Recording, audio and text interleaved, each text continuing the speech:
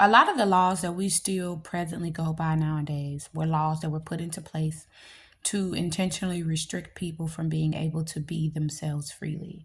These were laws that were put into place if they didn't like how a person looked, how they conducted themselves, if they didn't like their nationality, their upbringing, or their background, if they didn't like where they were from, if they didn't like how their hair was, right? They put a lot of these laws into place strictly to keep people from being able to freely be who they naturally are. And restricting a person from being who they naturally are is ultimately going to be an attack against their character, an attack against their faith, an attack against their confidence.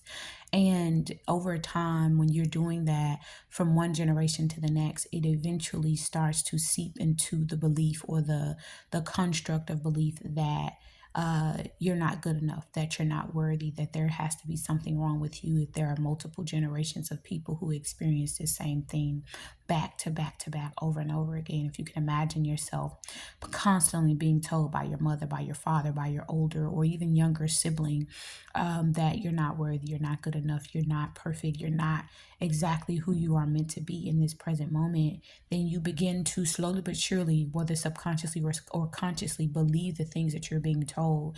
And so a lot of these laws were strictly put into place for the purpose of dismantling our confidence, for the purpose of destroying who we knew ourselves to be.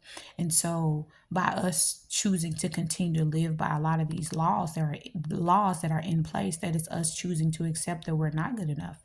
It's us choosing to accept that we're not worthy. That's us choosing to accept that we're not, that who we are is not important or significant. There are laws that were put into place that say that women were not allowed to do certain things simply because we are women.